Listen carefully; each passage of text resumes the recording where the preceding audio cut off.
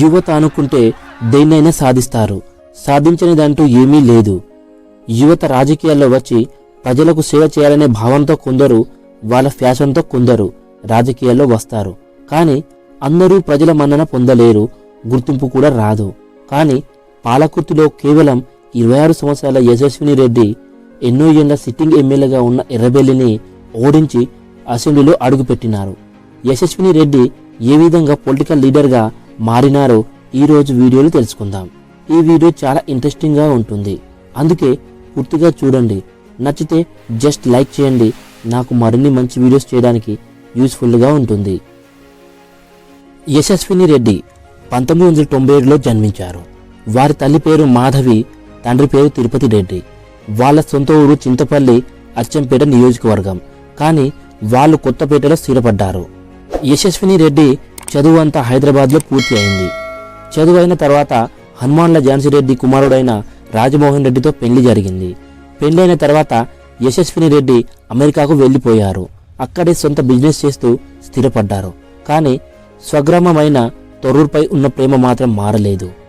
వాళ్ళు అత్తగారు చేసే సామాజిక సేవ కార్యక్రమాల్లో పాలు పంచుకుంటూ ఉండేది. కొన్ని కోట్ల రూపాయలు కూడా ఖర్చు చేసేది. పిల్లల చదువు కోసం పాఠశాలలు కట్టించారు, అనాథాల కోసం అనాథాశ్రమం కట్టించారు. ఇవన్నీ కూడా వాళ్ళు అమెరికా నుండి చేస్తూ ఉండేవారు. అయితే ప్రజలకు నేరుగా తానే సేవ చేయలేకపోతున్నాననే ఫీలింగ్ సొంత ఊరికి వచ్చేలా చేసింది. యశస్విని రెడ్డి అత్తగారు కాంగ్రెస్లో చేరి కాంగ్రెస్ కండువా కప్పుకున్నారు. ఎన్నికల్లో పోటీ చేసేందుకు భారత పౌరసత్వం కోసం దరఖాస్తు చేసుకున్నారు. కాంగ్రెస్ అధిష్టానం కూడా టికెట్ ఇవ్వడానికి సిద్ధమయ్యారు. కానీ సమస్య ఏంటంటే భారత పౌరసత్వం రాలేదు. దీంతో వారసత్వంగా ఉన్న తన కోడల్ని నిలబెట్టాలని ఝాన్సీ రెడ్డి భావించారు. అందుకే అనుకున్నట్టుగానే పాలకుర్తి ఎమ్మెల్యేగా యశస్విని రెడ్డిని నిలబెట్టారు. అతి చిన్న ఏజ్ కలిగిన మహిళా లీడర్గా గుర్తింపు తెచ్చుకుంది. యశస్విని రెడ్డికి రాజకీయ అనుభవం లేదని మస్తు మంది చులకనగా మాట్లాడినా, నవ్వినా అవన్నీ ఏం పట్టించుకోలేదు.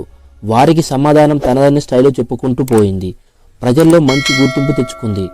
పాలకుర్తి నియోజకవర్గాన్ని రాష్ట్రంలోనే గుర్తింపు వచ్చేలా చేశానని ప్రజల మనసులో స్థానం సంపాదించుకుంది. భారీ మెజారిటీతో పాలకుర్తి ఎమ్మెల్యేగా అసెంబ్లీలో అడుగుపెట్టింది.